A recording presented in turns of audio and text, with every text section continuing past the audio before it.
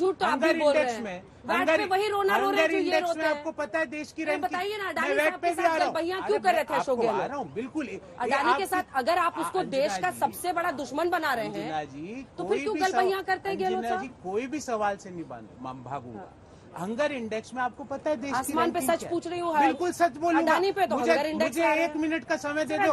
अडानी पे भी आएंगे, अडानी पे तो आएंगे तो आधा घंटा उसी पे बोलूंगा। पर मैं आपको बता रहा हूँ हंगर इंडेक्स में आपको पता है हमारी क्या रैंकिंग है? 107वीं। मतलब बांग्लादेश, श्रीलंका, भूटान, नेपाल हंगर इंडेक्स में हमसे बेहतर कर रहा है। फिर ये जो फ्रेजाइल 5 और फिक्स 5 और पता नहीं जो नए नए जुमले लाते हैं, जीडीपी उस रफ्तार से बढ़ रही है ना। मैं बताता हूँ जीडीपी पर कैपिटा, कैपिटा में हमारी जो जीडीपी पर कैपिटा है दुनिया के 194 देशों में 144वें नंबर पे। 20% देश की आबादी दुनिया के 197 देशों में हमारी 142 है। 23.9 करोड़ देशवासी गरीब है यूनाइटेड नेशंस की रिपोर्ट के अनुसार। कांग्रेस के स्टेज पे अडानी रहे तो कोई दिक्कत नहीं। चलिए अश्विनी महाजन जी, मुझे ये बताइए आपकी क्या उम्मीद है कल जो बजट आ रही है उससे? और सिद्धार्थ आपको भी कोई सवाल पूछना प्लीज। देखिए अश्विनी, जो वर्तमान में स्थिति है, एक बात बहुत स्पष्ट हो रही है कि कोरोना के बाद इकोनॉमी में ने उड़ान भरी है। क्योंकि ये भी कह सकते हैं कि कोरोना के दौरान सब कुछ फ्लैट हो गया था, तो इकोनॉमी ने उड़ान भरी है। मैन्युफैक्चरिंग हो, बाकी सब चीज़ हो, जीएसटी उसके के आंकड़े बिल्कुल स्पष्ट रूप से दिखा रहे हैं कि इकोनॉमी इज इम्प्रूविंग।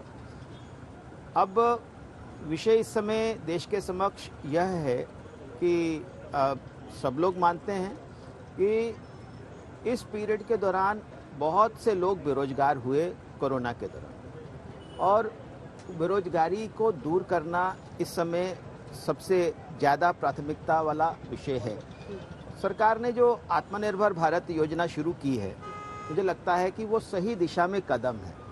अगर हम देखें, नारा है या यथार्थ धरातल मैं पर? बताता हूँ नारे तो मैं पॉलिटिकल नहीं हूँ तो नारों की बात नहीं। ऐसे बैठे हुए हैं हाँ, सर, तो नारे नारा तो अलग टाइप का आएगा, उधर से नारा क्या अलग है टाइप का आएगा। कि कांग्रेस पीरियड के दौरान, मैं कोई इनके खिलाफ बात नहीं कर रहा हूँ, लेकिन कांग्रेस पीरियड के दौरान चीन से आने वाले आयात 3000% बढ़ गए थे।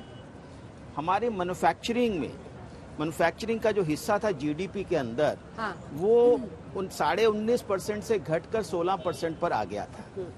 अब उस जीडीपी में जो मैन्युफैक्चरिंग का हिस्सा घटा, सब लोग जानते हैं कि मैन्युफैक्चरिंग में ही सबसे ज्यादा रोजगार निर्माण होते हैं।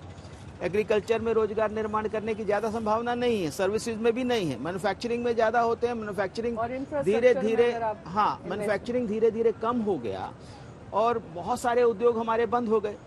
तो ऐसे में जो देश के समक्ष जरूरत भी थी और कोरोना में समझ भी आया, पहले समझ में कम आता था, तो अब कोरोना में समझ भी आया कि भाई ना तो हमारे पास पीपीई किट्स है, ना कुछ है, ना आपके पास फेस मास्क है, बहुत सारी मैन्युफैक्चरिंग सेक्टर। जी, तो मैन्युफैक्चरिंग सेक्टर पे जोर केवल कहने से नहीं होने वाला। तो जो पीएलआई स्कीम में अभी तक 3 लाख करोड़ रुपया दिया है, उसमें और ज्यादा इजाफे की जरूरत होगी। और साथ ही साथ मैं ये भी कहूंगा, मुझे लगता है कि प्रोफेसर अरुण कुमार भी मेरे साथ होंगे इस विषय में, कि जो इम्पोर्ट ड्यूटीज हैं वो बहुत कम हैं, क्योंकि बढ़ानी चाहिए। इम्पोर्ट ड्यूटीज जो है इस समय 6% के लगभग हैं वेटेड एवरेज के नाते, उसको बढ़ा करके कम से कम 12-13% करनी। मैं अपनी बात पूरी करूं सिद्धार्थ, की जब तक वो नहीं बढ़ाएंगे, जो चीन को एडवांटेज है कई प्रकार से, वो जो सामान यहाँ पर डंप होता है उसको रोकना जरूरी है।